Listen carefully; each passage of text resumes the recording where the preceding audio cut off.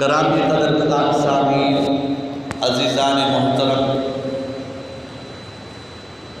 اللہ تبارک و تعالیٰ کا فضل، کرم اور انعام ہے کہ اللہ تعالیٰ نے ہمیں اسلام کی دولت سے نوازا اور مالا مال فرمایا۔ قرآن مجید آپ صلی اللہ علیہ وآلہ وسلم کا لازوال معجزہ ہے جس پر کوئی زوال نہیں آنا، اور قرآن پاک میں ہمارے ذہنوں میں یہ بات ہے کہ شاید دنیا میں دو حرم ہیں، ایک بیت اللہ اور دوسرا مسجد نبوی صلی اللہ علیہ وآلہ وسلم۔ قرآن پاک کے اندر آپ صلی اللہ علیہ وآلہ وسلم نے ارشاد فرمایا، ان اللہ حرم الکعبہ، اللہ نے کعبہ کی حرمت کو بیان کیا،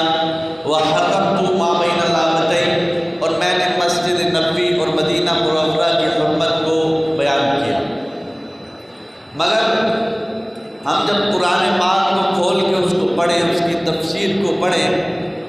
تو جا بجا اللہ رب العزت نے ایک اور زمین کو بھی ارض مقدس فرمایا،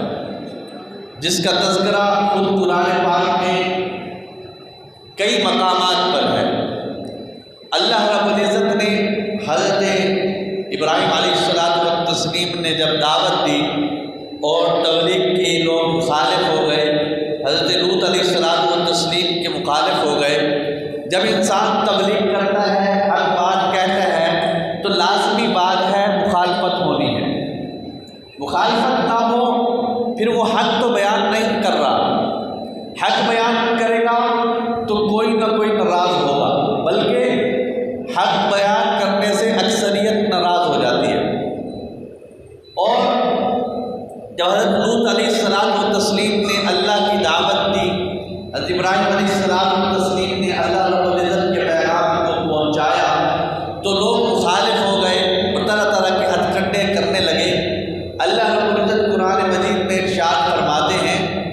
وَأَرَادُوا بِهِ كَيْدًا، انہوں نے ارادہ کیا حضرت ابراہیم علیہ السلام سے تدبیر کا کہ ان کو کسی طرح سے روکے۔ جیسے رسول خدا صلی اللہ علیہ وآلہ وسلم نے دعوت دی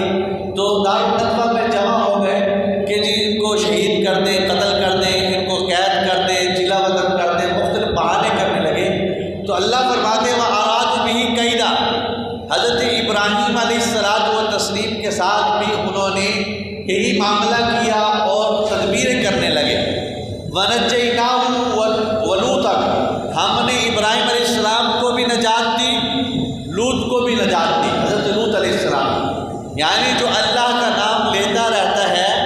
اللہ کے نام کو بلند کرتا ہے، اللہ کی طرف بلاتا ہے، اللہ رب العزت ضرور بضرور ظالموں سے انہیں نجات دیتے ہیں۔ موسیٰ علیہ السلام کے لیے کیا کہا؟ نجوت من القوم الظالمین، آپ ظالم قوم سے نجات پا گئے۔ تو اللہ نے فرمایا ہم نے ان کو نجات دی،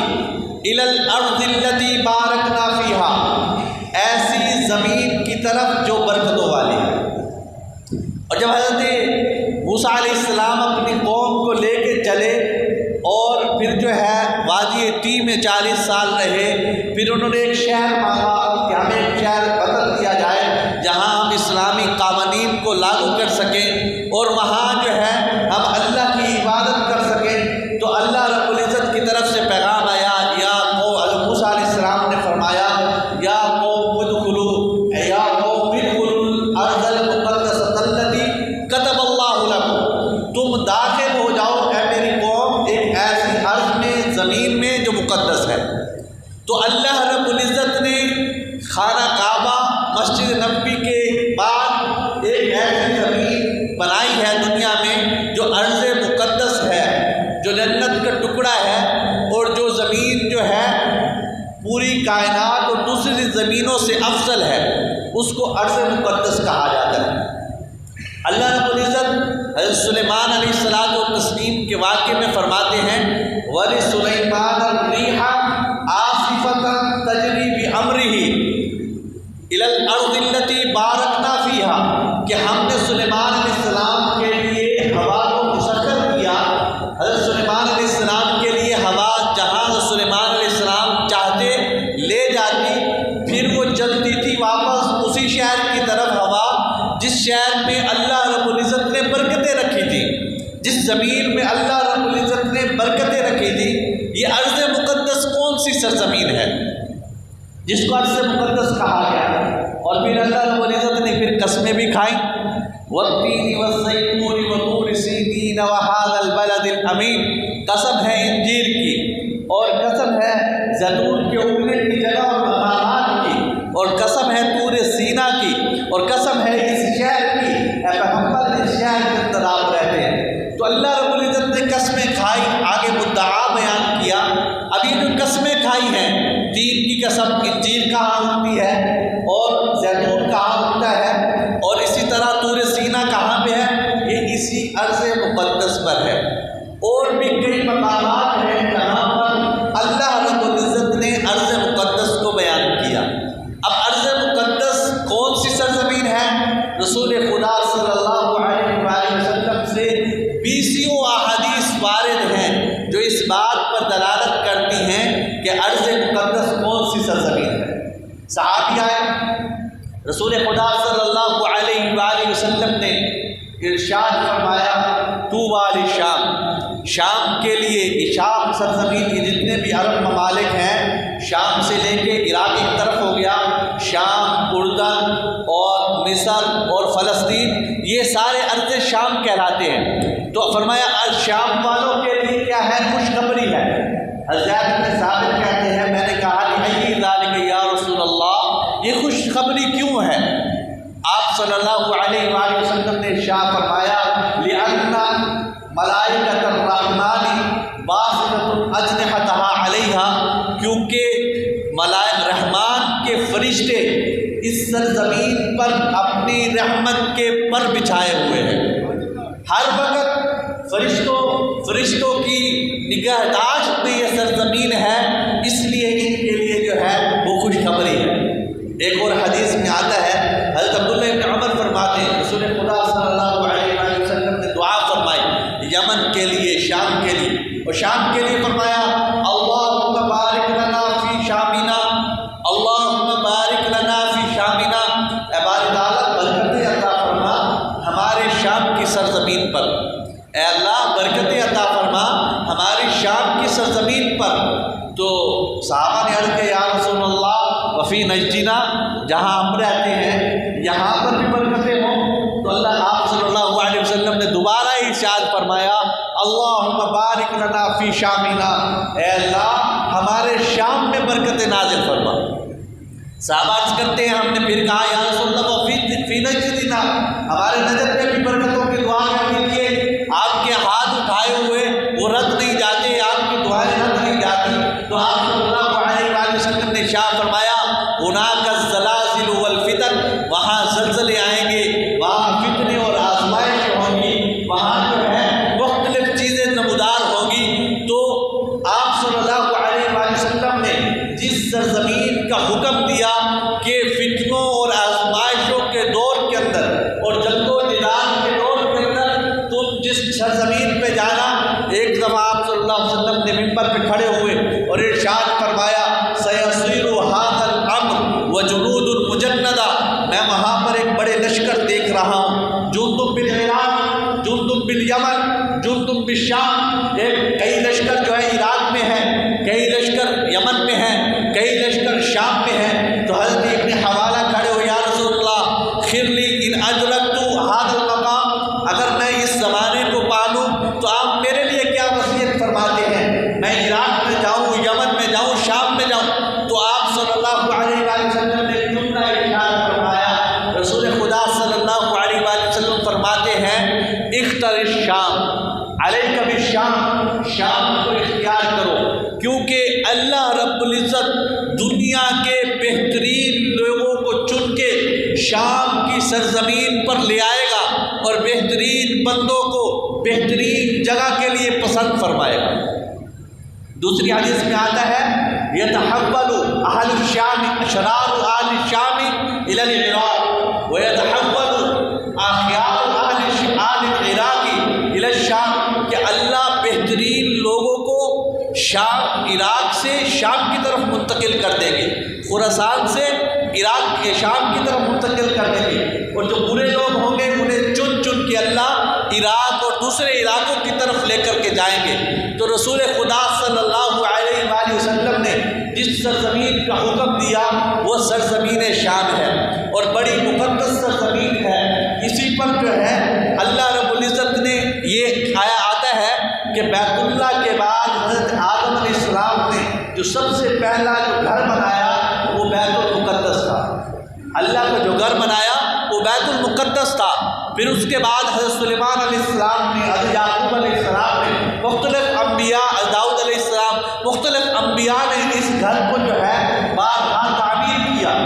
اور یہ یادگار چلتا چلا آتا رہا، یہاں تک کہ یہ مسلمانوں کے ورثے کے اندر آ گیا۔ حضرت عمر فاروق رضی اللہ تعالیٰ عنہ کے ہاتھ میں یہ فتح ہوا، اور فتح ہونے کے بعد اسلامی ریاست میں شامل اور داخل ہو گیا۔ حضرت عبادہ بن صامت رضی اللہ تعالیٰ عنہ پہلے گورنر مقرر ہوئے۔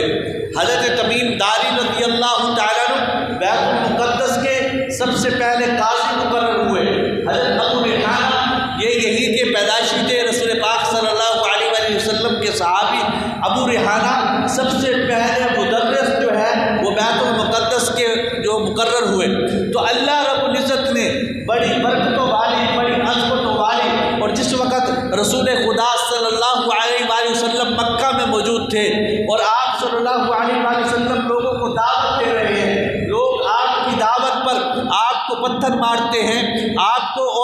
جو ہے آپ کے گلے میں اوجری ڈالتے ہیں، آپ صلی اللہ علیہ وآلہ وسلم کو طرح طرح کی تکلیفیں پہنچاتے ہیں، آپ کی بیٹی آپ کے پاس آتی ہے تو آپ صلی اللہ علیہ وآلہ وسلم اپنی بیٹی سے فرماتے ہیں، اے میری بیٹی اپنے باپ کا غم نہ کرنا، تیرے باپ کا دین ایک وقت آئے گا ہر کچے اور پکے مقام میں پہنچ کر کے رہے گا۔ آپ صلی اللہ علیہ وآلہ وسلم مسجد کعبہ کے اندر، خانہ کعبہ میں حتیم میں موجود ہے، اور وہاں فرشتے آتے ہیں، آپ صلی اللہ علیہ وآلہ وسلم کو یہاں سے اٹھا کے، اور جو ہے آپ کا شق صدر ہوتا ہے، براق پہ سوار کیا جاتا ہے، سوار کر کے آپ کو ایک سرزمین کی طرف لے جایا جاتا ہے۔ آپ صلی اللہ علیہ وسلم کی جائے پیدائش جو ہے وہ سب سے افضل ترین جگہ ہے، آپ کا جو سفر ہے وہ سب سے افضل ترین مقام خانہ کعبہ کے بعد وہ ہے۔ آپ صلی اللہ علیہ وآلہ وسلم کو جس مسجد کی طرف لے جایا گیا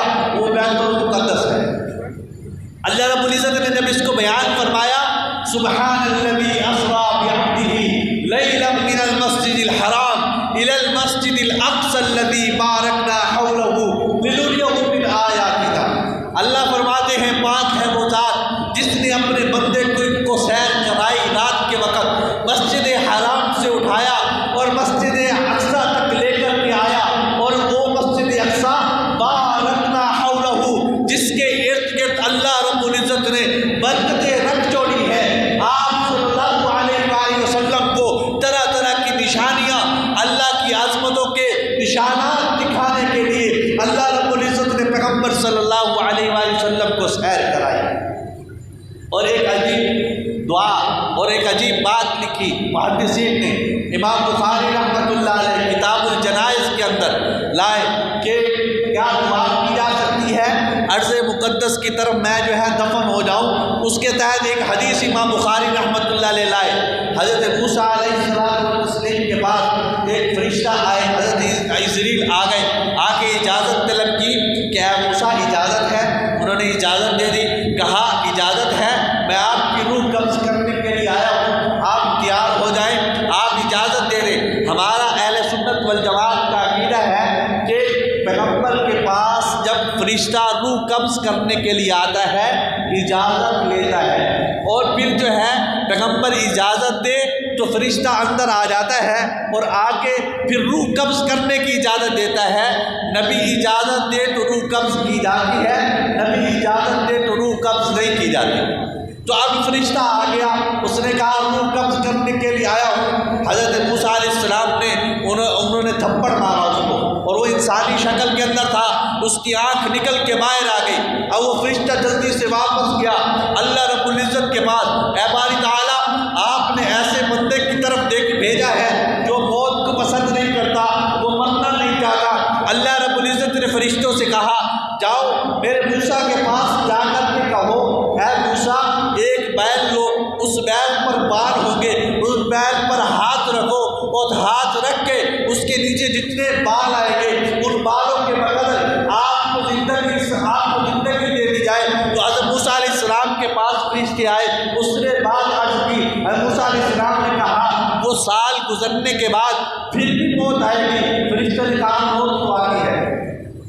موسیٰ علیہ السلام نے کہا اچھا موت آنی ہے تو پھر موت ابھی آ جائے، میں موت کے لیے جو ہے وہ تیار ہوں، لیکن پھر دعا کی اے باری تعالیٰ میری دعا یہ ہے کہ مجھے موت ابھی آئے لیکن مجھے بیت المقدس کے قریب کر دینا۔ اور آپ صلی اللہ علیہ وآلہ وسلم نے ارشاد فرمایا موسیٰ علیہ السلام بیت المقدس کے قریب کر دیے گئے اور مسجد اقصیٰ کے بالکل قریب اللہ رب العزت نے ایک ٹیلے کے پاس ان کی قبر بنائی ہے۔ اگر ہم اس ٹیلے کے پاس موجود ہوتے میں تمہیں موسیٰ علیہ السلام و تسلیم کی قبر دکھاتا۔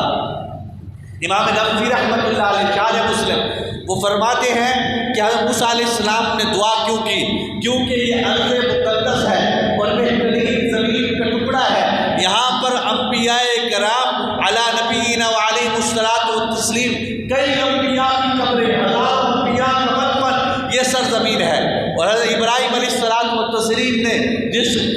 گھر کی طرف ہجرت کی، جس شہر کی طرف ہجرت کی وہ جو ہے وہ بیت المقدس کی سرزمین ہے۔ حضرت زکریا علیہ السلام والتسلیم جس محراب پہ کھڑے ہو کے اللہ کے سامنے سر مسجود ہوتے تھے اور قیام کیا کرتے تھے وہ بیت المقدس کی سرزمین ہے۔ حضرت عیسیٰ علیہ السلام جس سرزمین پر پیدا ہوئے وہ بیت المقدس کی سرزمین ہے۔ اور یحییٰ علیہ السلام والتسلیم کی ریاضتوں کو، ان کی عبادتوں کو، ان کی عاجزی اور ان کی انکساری کو، ان کے والدین کے ساتھ محبت اور حسن سلوک کو قرآن نے جس سرزمین پر بیان کیا وہ بیت المقدس کی سرزمین ہے۔ حضرت موسیٰ علیہ السلام والتسلیم نے جس شہر کے اندر آ کے اپنی حکومت قائم کی اور اسلامی قوانین کا اجرا کیا وہ بیت المقدس کی سرزمین ہے۔ جس سرزمین کو رسول خدا صلی اللہ علیہ وآلہ وسلم نے مومن کا مسکن بتایا وہ بیت المقدس کی سرزمین ہے۔ جس سرزمین کو آخری شام کے اندر امن کی سرزمین کہا گیا،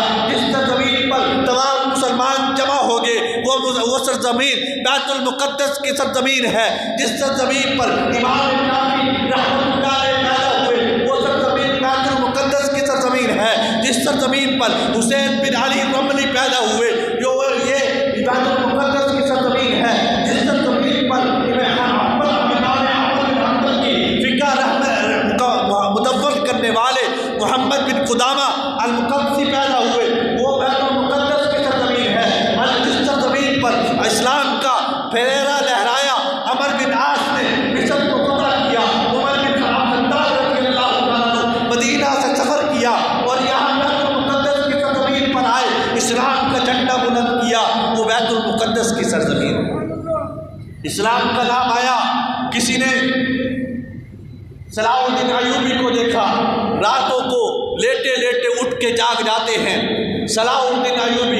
اور چلتے چلتے بڑے فکر مند رہتے ہیں، پریشان ہیں، حزن و بیماری کے اندر موجود ہیں اور جب بھی دیکھو پریشانی کے عالم کے اندر ہے۔ کسی نے پوچھ لیا صلاح الدین آپ کو گھوڑے پہ دیکھا پریشانی کے عالم میں، تلوار چلاتے ہوئے دیکھا پریشانی کے عالم میں، کھانا کھا رہے ہیں تب بھی آپ کو چین اور سکون نہیں ہے، بستر پر تلاش ہوئے ہوئے ہیں تب بھی آپ کو چین اور سکون نہیں ہے، آپ وجہ تو بتائیے آپ کو کس چیز نے پریشان کر رکھا ہے؟ کہا کیف یطیب لی الفرح،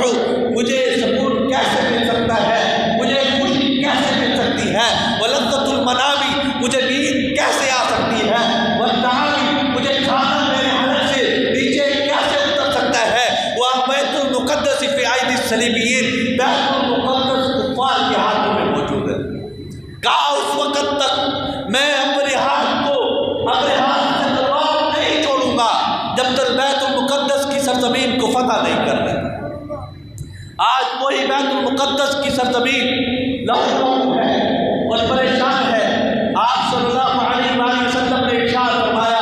عبد الرحمن ابن علا الحضرمی فرماتے ہیں میں نے ایک صحابی سے سنا، وہ صحابی کہتے ہیں میں نے رسول پاک صلی اللہ علیہ وآلہ وسلم وسلم سے سنا، یاتی فی آخر ہذہ امت قوم، میری اس امت میں ایک قوم آئے گی، لہم اجر مثل اولہم، ان کو اجر وہ ملے گا جو پہلوں کو اجر ملے گا، ان کو نماز کا اجر وہ ملے گا جو بدر والوں کو ملا ہے، ان کو نماز کا روزے کا اجر وہ ملے گا جو احد والوں کو ملا ہے، ان کو تلوار چلانے کا اجر وہ ملے گا جو انطاکیہ اور یمامہ والوں کو ملا ہے، ان کے تکبیر بلند کرنے کا اجر وہ ملے گا جو صحابہ کرام رضوان اللہ تعالیٰ علیہم اجمعین کو ملا ہے۔ صحابہ نے پوچھا یا رسول اللہ صلی اللہ علیہ وسلم، وہ لوگ جنہوں نے آپ کو دیکھا نہیں ہوگا، جو آج جنہوں نے آپ کے زمانے کو پایا نہیں ہوگا، وہ لوگ جنہوں نے مکہ اور مدینہ کی زیارت نہیں کی ہوگی، یا رسول اللہ وہ قوم سے اتنے عظیم لوگ ہوں گے، ان کو اتنی بڑی عظمت والا سوال، ان کے کردار کو اتنا مقدس آپ فرما رہے ہیں۔ رسول خدا صلی اللہ علیہ وآلہ وسلم نے ارشاد فرمایا ان کی 3 نشانیاں ہوں گی۔ ایک نشانی یہ ہوگی یأمرون بالمعروف، وہ نیکی کا حکم کریں گے، وینہون عن المنکر، وہ برائی سے روکیں گے، وہ یقاتلون اہل الفتن، فتن والوں سے اور کفار سے وہ جنگ اور جہاد کے اندر رہیں گے۔ رسول خدا صلی اللہ علیہ وآلہ وسلم نے، آج ہم بے ہوش ہیں، ہمارے کانوں میں جو تک نہیں ریگتی، وہاں تو صلاح الدین ایوبی تڑپ گیا تھا، وہاں امیر معاویہ رضی اللہ تعالیٰ اپنا پورا لشکر ایک عورت کی آواز میں بھیج دیا کرتے تھے، وہاں تو موسیٰ بن نصیر نے ایک عورت کی آواز پہ اپنے پورے لشکر کے لیے وہاں طارق بن زیاد نے اپنی کشتیاں چلا دی تھی۔ آج ہمارے کانوں میں جو نہیں ریگتی، آج ہمارا دل جو ہے نرم نہیں ہوتا، وجہ کیا ہے؟ وجہ یہ ہے ہمارے ایمانوں کو خون کھا گیا، ہمارے ایمانوں پر جو ہے خون کا حملہ ہو گیا۔ رسول خدا صلی اللہ علیہ وآلہ وسلم نے ارشاد فرمایا ایک ایسا زمانہ آئے گا، اس زمانے کے اندر قاتل اور مقتول کا پتہ نہیں چلے گا اور مسلمان کو مارے گا۔ آپ صلی اللہ علیہ وآلہ وسلم نے ارشاد فرمایا کیا ہم اس وقت اصحاب نے عرض کیا کیا ہم اس وقت موجود نہیں ہوں گے، کیا ہم اس وقت کثرت سے نہیں ہوں گے؟ آپ صلی اللہ علیہ وآلہ وسلم نے ارشاد فرمایا تم بہت ہوگے، تمہارے پاس ریال بھی ہوں گے، تمہارے پاس ڈالر بھی ہوں گے، تمہارے پاس بڑے بڑے برج بھی ہوں گے، تم دینار اور درہم کے اندر کھیلا کرو گے، لیکن اس وقت تمہارے اندر وعد آ جائے گا۔ صحابہ نے عرض کیا یا رسول اللہ یہ وعد کیا چیز ہے؟ رسول خدا صلی اللہ علیہ وسلم نے ارشاد فرمایا حب الدنیا و کراہیت الموت، دنیا کی محبت آ جائے گی اور موت سے نفرت آ جائے گی۔ ایمان ہے دل میں، کلمہ زبان سے پڑھتا ہے، لیکن وہ ایمان اتنا مضبوط نہیں ہے، اس ایمان کو گن کھا گیا کہ دنیا کی محبت دل میں گل گئی، ریال کی محبت ہے، اپنی حکومت کی محبت ہے، اپنے منصب کی محبت ہے، اپنے مال و دولت کی محبت ہے، اپنے جائیداد اور اپنے کاروبار کی محبت ہے، اپنے پیارے نبی صلی اللہ علیہ وآلہ وسلم کے عشق دور ہو گیا، اپنے ساتھیوں کا عشق دور ہو گیا، اور جب تو علم مسلمان کا جو درد تھا وہ دلوں سے جاتا رہا۔ رسول خدا صلی اللہ علیہ وآلہ وسلم نے ارشاد فرمایا انما المؤمنون کجسد واحد، تمام کے تمام مومنین وہ ایک جسم کی مانند ہے۔ ان اشتکا عین اشتکا کلو، اگر ایک آنکھ بھی دکھتی ہے پورا جسم تڑپ جاتا ہے۔ ان اشتکا بعض اشتکا کلو، اگر کہیں تکلیف ہوتی ہے تمام جسم لرز جاتا ہے۔ مسلمان ایک جسم کی مانند ہے، اور جب تک لرزتا رہے سمجھو مسلمانوں میں مسلمانیت موجود ہے۔ جب مجھے لرزنا چھوڑ جائے، تڑپنا چھوڑ جائے، اور جب اس کو رات کا کھانا اچھے طریقے سے کھایا جانے لگے، رات کو بستر پہ دراز ہو اور صبح تک سوتا رہے، اس کے رات کو تڑپے نہیں، اس کے جسم میں کھلبلی نہ مچے، اور مسلمان کی چیخوں پکار اور ان کا آؤ جاری اور بچوں کا لرزنا اور تڑپنا اور ان کا بلند آواز سے اللہ کو کہنا این الامہ،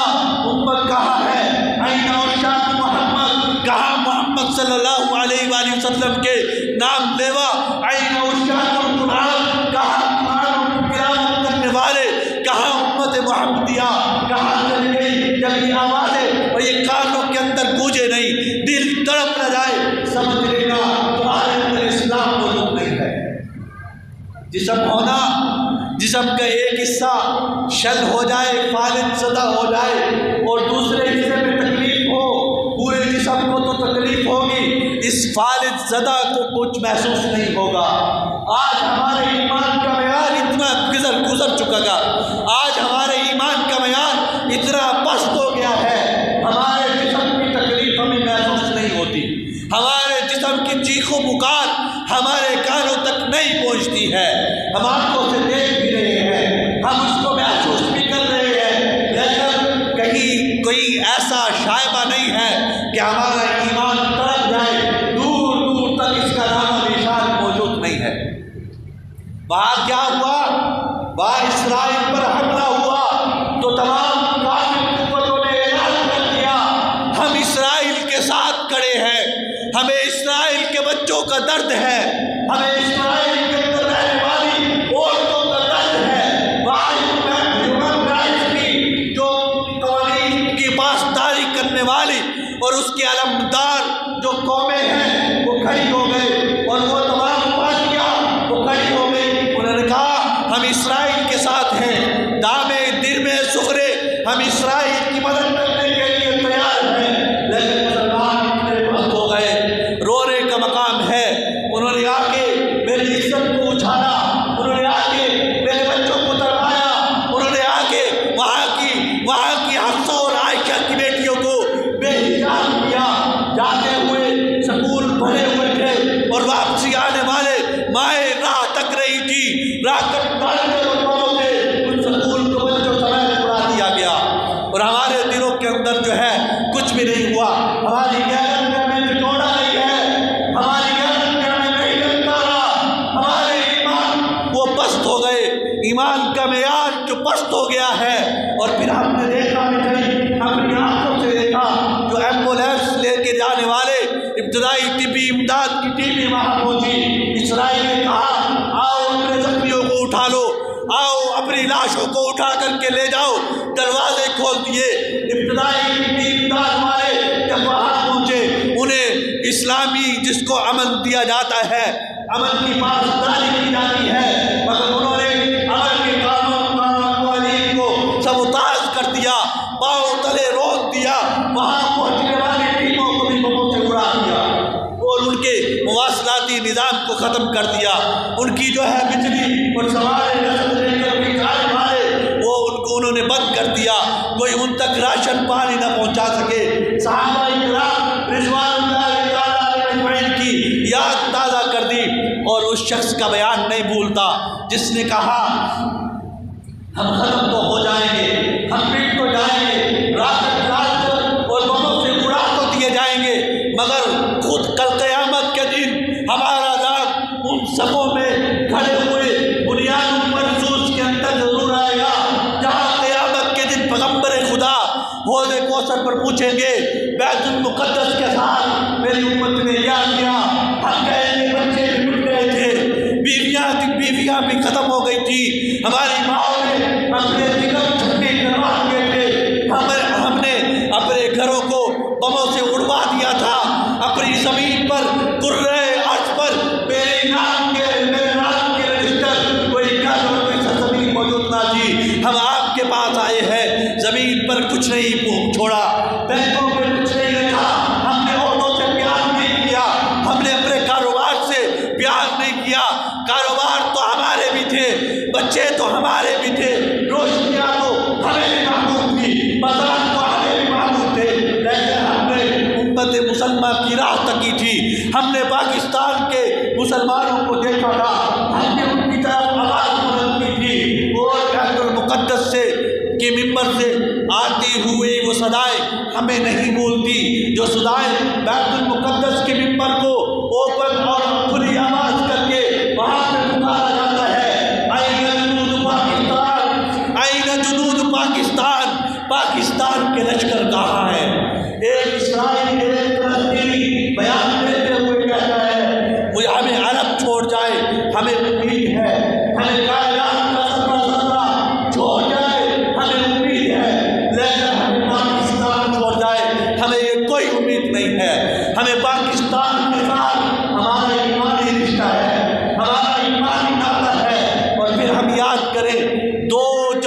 کے اندر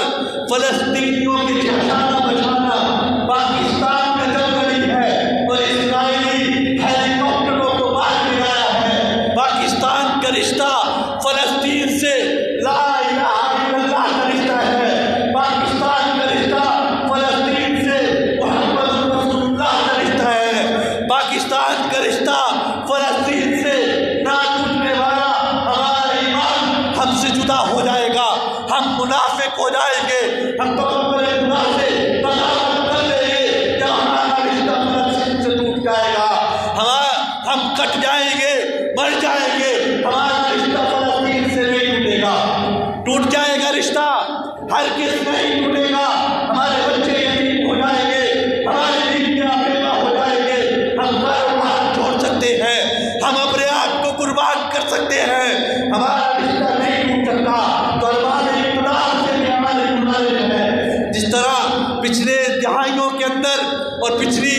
زمانے کے اندر اور ماضی کے اندر آپ نے فلسطین کے لیے آواز بلند کیے ہیں، آپ نے فلسطین کے لیے صرف مذمت نہیں کی بلکہ اسرائیل کی مرمت بھی کی ہے۔ آج بھی ہم سے ہماری آپ سے توقع الباب اقتدار سے یہی ہے۔ جس طرح ہم اتحاد کے نعرے لگاتے ہیں، OIC کا اجلاس بلاتے ہیں، اس طرح ہم پوری مسلم امہ کو اپنی بقا کے لیے ہم جمع کرتے ہیں۔ آج بھی اس بات کی ضرورت ہے OIC کا اجلاس بلایا جائے، مسلم امہ صرف مذمتی کیا قراردادیں پیش نہ کرے، وہ مرمتی کام بھی اور اقدام بھی کرنے کے لیے تیار ہو جائے، اور مسلم امہ کا ہر فرد، ہر بچہ، ہر چھوٹا، ہر بڑا، ہر بوڑھا اس بات کے لیے تیار ہے اپنے آپ کو قربان کر دے اپنے فلسطینی بھائیوں کے لیے۔ کسی شاعر نے کہا ہے، ہری ہے شاخ تمنا جلی تو نہیں، ہری ہے شاخ تمنا جلی تو نہیں، بجھی ہے آگے جگر چلے کبھی تو نہیں، جفا کی تیغ سے گردن وفا شعاروں کی کٹی ہے منظر جزا جھکی تو نہیں۔ اور قرآن پاک میں اللہ رب العزت بیان فرماتے ہیں، وَمَا لَكُمْ لَا تُقَاتِلُونَ فِي سَبِيلِ اللَّهِ، تمہیں کیا ہو گیا، تم اللہ کے راستے میں جہاد کیوں نہیں کرتے، قتال کیوں نہیں کرتے، وَالْمُسْتَضْعِفِينَ، اور کمزوروں کے لیے قتال اور جہاد کیوں نہیں کرتے، مِنَ الرِّجَالِ، وہ لوگ جو مرد ہیں، وَالنِّسَاء، اور عورتیں ہیں، وَالْوِلْدَانِ، اور کمزور بچے ہیں، وہ جو کہتے ہیں یقولون ربنا اخرجنا من هذه القرية الظالم اهلها، اے رب ہمیں اس بستی سے نکال دے جس کے بسنے والے، جس کے رہنے والے وہ ظالم ہیں۔ آج انہوں نے ظلم کر دی اور مودی نے اعلان کہہ دیا میں اسرائیل کے ساتھ ہوں، میری تمام تر قوتیں اور کاوشیں اور کوششیں اسرائیل کے ساتھ ہیں۔ تو ہمیں بھی بواغ دول اور واضح الفاظ کے ساتھ اپنا موقع پیش کرنا ہے۔ ہماری تمام تر صلاحیتیں، قوتیں انشاءاللہ فلسطینیوں کے ساتھ ہیں۔ ہم دار دل میں سکھنے اور ہر طرح سے مال دینا پڑا مال دیں گے، جان دینی پڑی جان دیں گے، اور پھر جو ہے اپنے اعمال کو بھی درست کریں۔ ہم اللہ کی نافرمانی کرتے ہیں، ہم امانت میں خیانت کرتے ہیں، ہم جھوٹ بولتے ہیں، ہم برائی کرتے ہیں، ہماری جو ہے شادی کی پارٹیاں اسی طرح چل رہی ہے۔ ہمیں یاد ہے جب عراق کی جنگ ہوئی تھی، پہلا دن تھا، مسلمانوں نے ٹیلی ویژن بند کر دیے تھے، مسلمانوں نے ڈش بند کر دیے تھے، مسلمانوں نے یہودیت کا اور یورپیوں کا وہ بائیکاٹ کر دیا تھا۔ آج ہم نے ان کے اقتصادی بائیکاٹ بھی کرنا ہے۔ ہم چیزیں خریدتے ہیں، ہم ان کو منافع دیتے ہیں، وہ بم استعمال کرتے ہیں اور میرے مسلمان بھائیوں کو مارتے ہیں۔ مساجد ہم بناتے ہیں، وہ شہید کرتے ہیں، گھر ہم بناتے ہیں، وہ شہید کرتے ہیں، ہم بچوں کو پروان چڑھاتے ہیں، وہ شہید کر دیتے ہیں۔ ہمیں اپنی ڈر کو بھی بدلنا ہے، ان کی تمام مسلمان کا بائیکاٹ کرنا ہے۔ اپنے اعمال پر ہماری دعائیں تب قبول ہوں گی، اللہ کی صدائیں تب قبول ہوں گی جب ہم کیا کریں گے، اپنے رب سے نصرت تو تب اترے گی، فرشتے تو تب اترے گے، قطاریں تو تب بنے گی، جبریل کو تلوار لیے اپنے گھوڑے کی لگام تھامے فلسطین کی سرزمین پر تب اترے گے جب ہم نے کیا کرنا اللہ سے اپنا تعلق جوڑنا ہے، اپنے رب کو منانا ہے۔ ایسا نہیں ہو سکتا ہمارے دلوں میں نفاق ہو، آسمان سے فرشتے آ جائے، الفنا فی اللہ کی کیا میں بتا رات عمر ہے، جسے پڑھنا نہیں آتا، اسے جینا نہیں آتا، باقی بتا